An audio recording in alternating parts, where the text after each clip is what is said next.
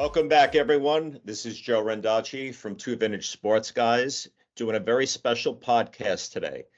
My co-host Paul is still somewhere out there on vacation. I think he's in this state of chaos as usual, but we're not going to worry about Paul today. We have the legendary Tommy John, one of the best southpaws ever to play Major League Baseball, here with us, and we're going to go through his just remarkable career. He had, for those that don't know, a career that spanned 26 seasons from 1963 through 1989. He was on Cleveland, he was on the Chicago White Sox, the Dodgers, the Yankees, California, and Oakland. He finished with a 288, 231 record, which is 26th best all time. On the Southpaws, he was number 7 all time. And just a little note, he hit 5 homers as the hitting legend in him, which is better than most pitchers ever did. He was in 760 games, which was 700 starts. That's 8th all time. These numbers are just staggering. 4,710 innings pitched for 20th all time. An ERA of 3.34 with 2,245 strikeouts. That's 162 complete games with 46 shutouts. Just compare that to pitchers nowadays who are lucky they could get through 5 innings to get a win in their column. His postseason record was 6-3 with a 2.65 ERA over 88 innings. He was a 20-game winner 3 different times, and we're going to work a little backwards here. His last game was May 25th, 1989, at age 46. And I believe he was the oldest at that time, and he was just eclipsed shortly thereafter. And that game was the New York Yankees. He was playing the California Angels. 5 innings pitched, but a reliever gave up a run, so he wound up with a no decision. And my last stat is going to be the most staggering to me. He holds a major league record of 188 no decisions. So on top of his 288 wins, how many of those no decisions, if they weren't ruined by a reliever, how many more wins would he have?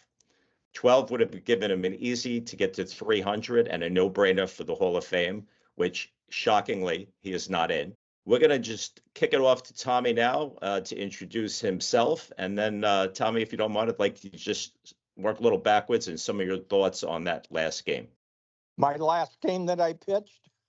Yep. Why don't you just introduce yourself first? I just gave you one, but. Hi, I'm Tommy John, former Major League pitcher. I can't tell you about my last game I pitched because I can't remember it. That's how old I am. That's all right. I can't remember dinner last night. I'm a little bit younger there, so don't worry about it. But what the record shows is, as I mentioned, you pitched a good 5 innings. A reliever gave up a run. You didn't get a decision. You had 187 more no decisions. But what did you think of all those no decisions you were getting back then? I didn't, I pitched to have fun, to win. No decision. I didn't even think about it, truthfully, until somebody told me that about the 188 no decisions. I pitched. That was my job. And I worked for my job every year. And come what may, I got ready for the ball game. And the managers that managed me knew that all they had to do was say, TJ, get ready. You're going to go in 2 innings. I get up and I get myself ready to pitch out of the bullpen. That was my job. My job was to pitch, and I pitched whenever they told me to. So you took the ball. Was it still every 5th day back then, or whenever they said they needed you? Did it matter? It didn't make any difference. Mostly every 5th day. Now, I know you had, after your your surgery, we could just mention that quickly here. I mean, how do you feel being known? Uh, you're obviously known as a legendary pitcher, but with the Tommy John surgery, what's your thoughts about how now people refer to that? I'm blessed. Um, when I hurt my elbow, I couldn't pitch. I mean, I couldn't throw the ball 20 feet. And I was with the Dodgers at the time, and we had an outstanding orthopedic surgeon by the name of Frank Job. And Dr. Job was our team physician, but he was also a very good friend. And he told me I was going to need surgery. I didn't want it, but he said it, and okay, let's go. Let's do it. And it looks like you then worked with your pitching teammate, Mike Marshall, which says taught you how to pitch in a way to put less stress No, on your no, legs and arm. that is false. I Okay. wouldn't That's out there. I wouldn't ask Mike Marshall where to let my dog take a poop. See, see where we are now. Everything we get off the internet, we have to question it. So, was there actually somebody else who helped you learn a different way to pitch after that? I didn't.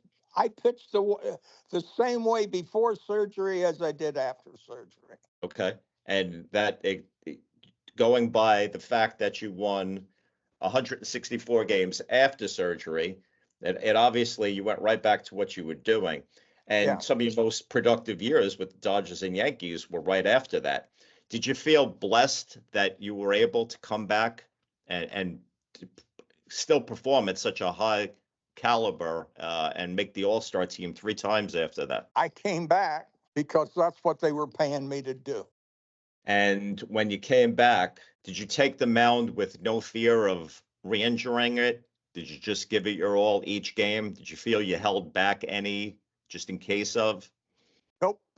I went out and I pitched. I warmed up. I pitched as long as the batters would let me.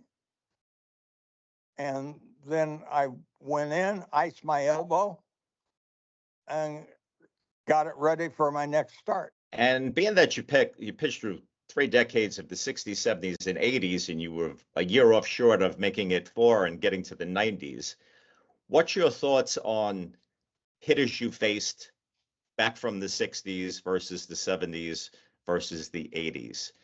Do you remember who your toughest batter that you ever faced was? Toughest hitter back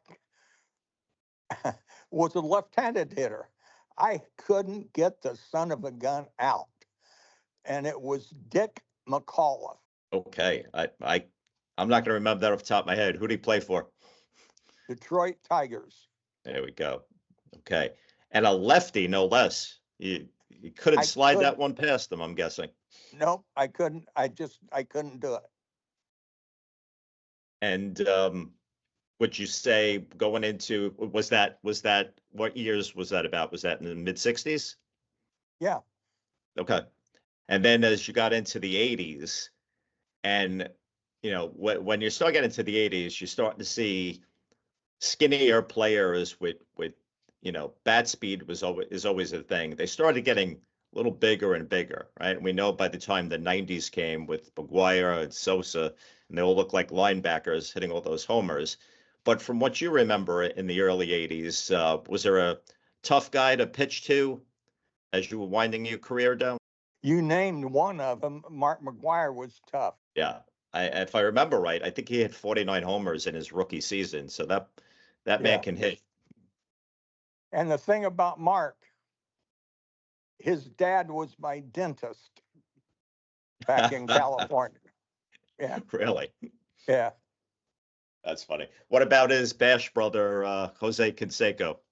If it's funny, I got Jose out. Well, I think he struck out a fair amount, right? So, and I don't remember. Was he righty? I didn't strike him out. I didn't strike him out. I got him out. When I compare your record, it's funny. If you pitched back then alongside, not on the same team, but at the same time with Sandy Koufax. And, Sandy Koufax, for those that don't remember, is considered one of the greatest pitchers, right, of all time. But if you look at his stats, and anybody who back then would probably know, he had major leagues for 12 seasons, but really the phenomenal seasons were only like the last five. He retired after 12 seasons, but his first six or seven, it was like the tale of two pitchers. Do you remember anything about Sandy? Well, yeah, when I went in to get my arm operated on, I told Dr. Job, I said, yeah, when you're in there, give me a Koufax fastball. And he just laughed. He said, okay, I will. Well, when it came out, and he did give me a Koufax, but it was Mrs. Koufax. That's funny. What No, I don't see. I was in the American League and Sandy was in the National League, so I never saw him pitch. Oh, wow. Okay. That's true, right? It's not like all the interleague play today, and I'm guessing you didn't face him, obviously, in the World Series. But when you were with the Dodgers, was he part of the front office at all? Was he still around the team, or was he not really? He would come down to spring training, and Sandy and I would just, we'd talk baseball and this, but he was a very, very nice gentleman. As you said, great gentleman. Yeah. And you now came out of, and I know I'm not going to pronounce this right, Terre Haute, Indiana? Or how do you pronounce that properly? Terre Haute. It's French. It means high land. Haute means high. Terra means land. And yeah,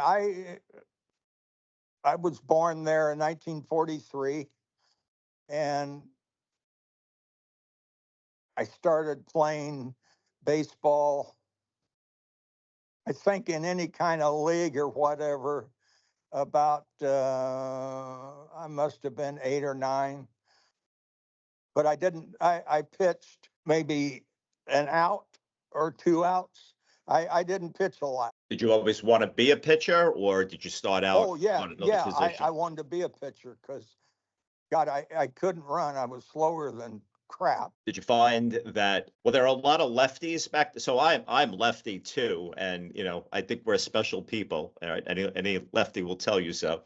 Was there a lot of left-handed pitchers? I don't know. I have no Did you idea. pitch or play against many I don't know. lefties? Statistics mean nothing to me. I wanted to get the ball, go to the mound, pitch, like I said, pitch as long as the opposing hitters would let me. If they would let me go 9 innings, I went 9 innings. If they got me out earlier, I was out of the game earlier. But I pitched, and I enjoyed pitching. I had fun pitching, and I would do whatever I could do to keep that going. And you were a true workhorse just by your stats showing it. If you were pitching nowadays, yeah, but like 5-6 innings. I was a workhorse, but I was a Clydesdale.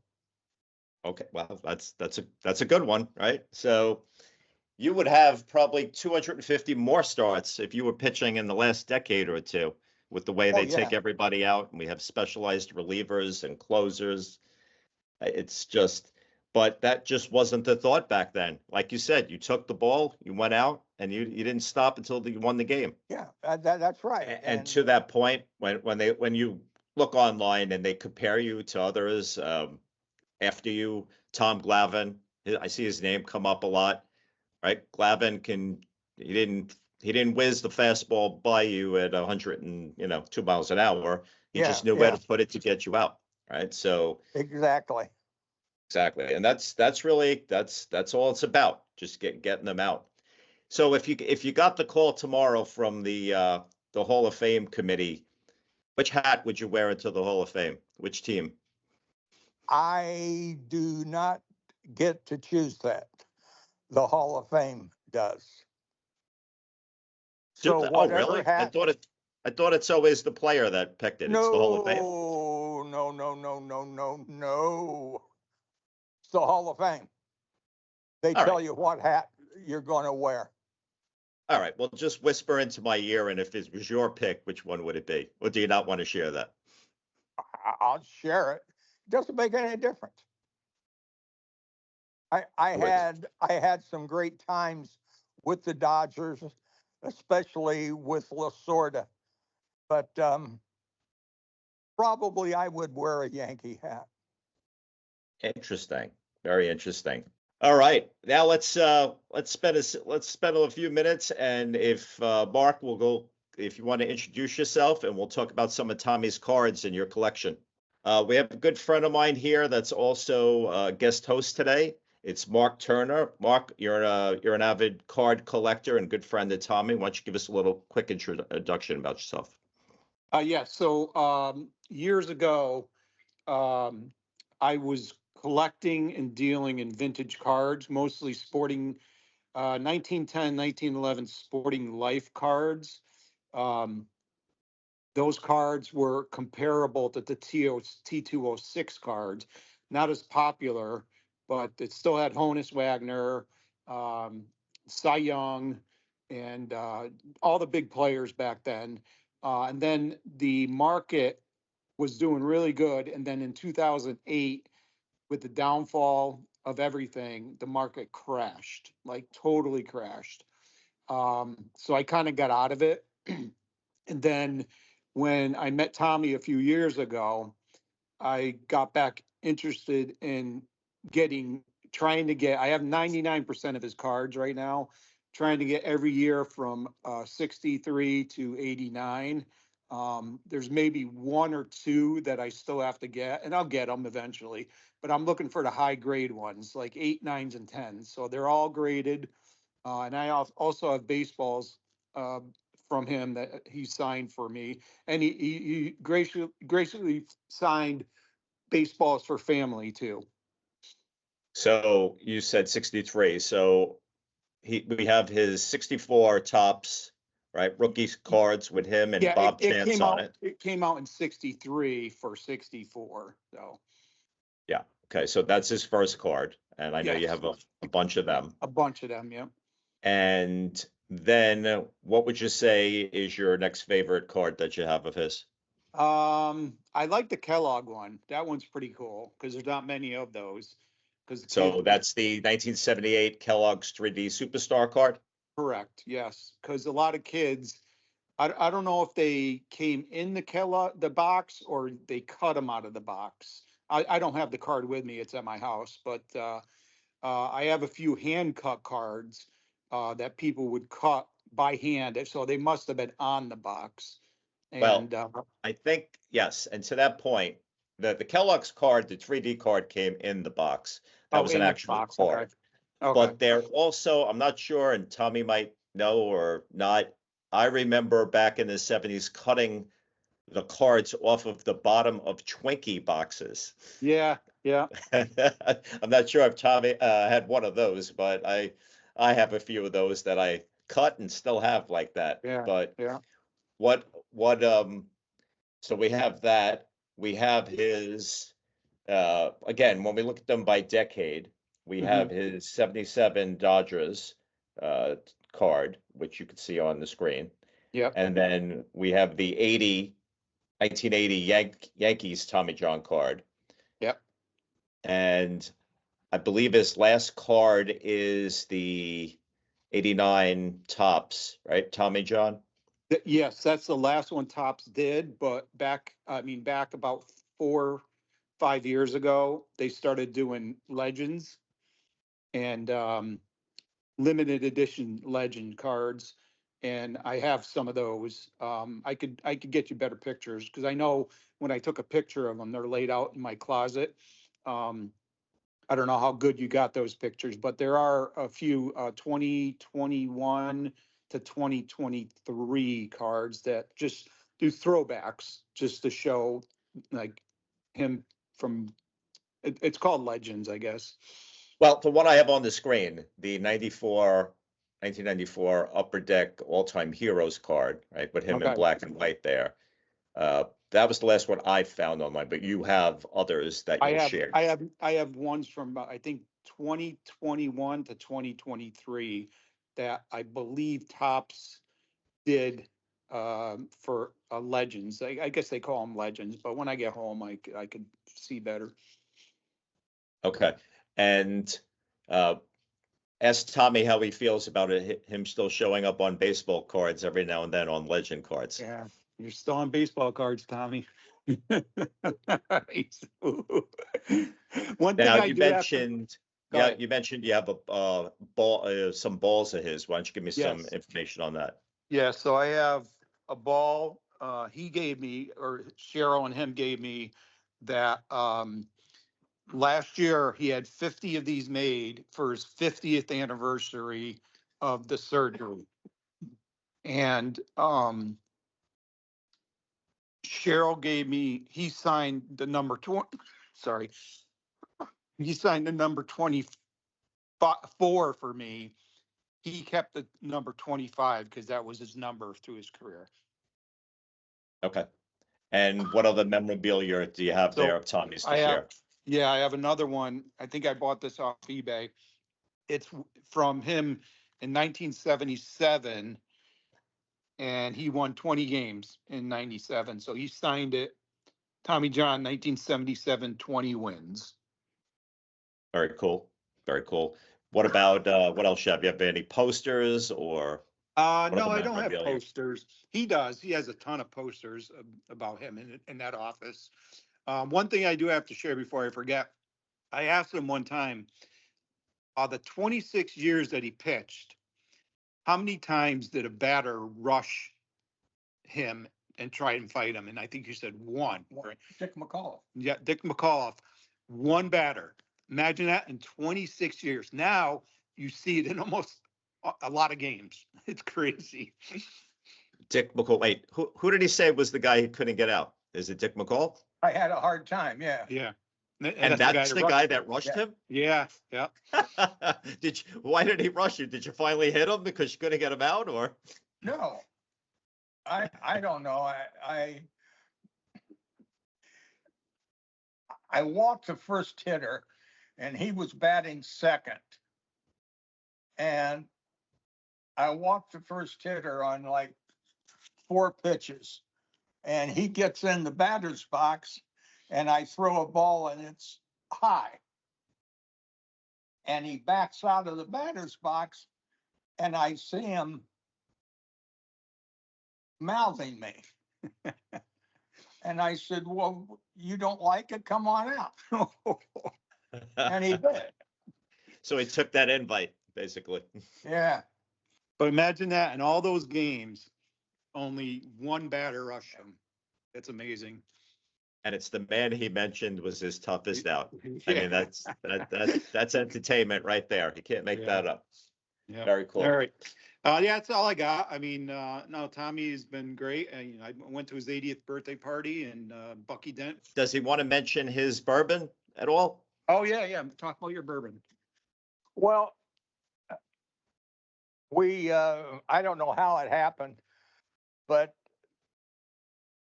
there's a bourbon out there. You remember the Field of Dreams, the movie? Yes. Well, who was the old ball player that walked into the cornfield? Well, the actor was Ray Liotta playing Shoeless Joe Jackson. That's it, Shoeless Joe. Yes. And so they gave us, I don't know, 300 bottles of bourbon made from corn from that cornfield. And then on top of the bourbon bottle is the cork, and the cork's got my face and my likeness, my name, and all that. That is very cool. And it was delicious. Thank you for sharing it. That's I okay. enjoyed it. Where do you get that? Is it online? Where do you buy that from? From here. From here. It's always. Oh, from his, okay, well, Email Cheryl dot Zeldin okay. at Is there, do you have a yahoo.com. website as well, or is it just an email? No, just an email to her, and she'll. Got it. Okay, I will share that. All right, well, we're going to get close to wrapping this up. Tommy, it has been a pleasure. Is there anything else you'd like to share with the audience before we go? Something that might have popped into mind? No. No, I can't All think right. of any. Well, all right. Well, that's it. I want to thank the audience for joining us for this very special episode, and stay safe out there.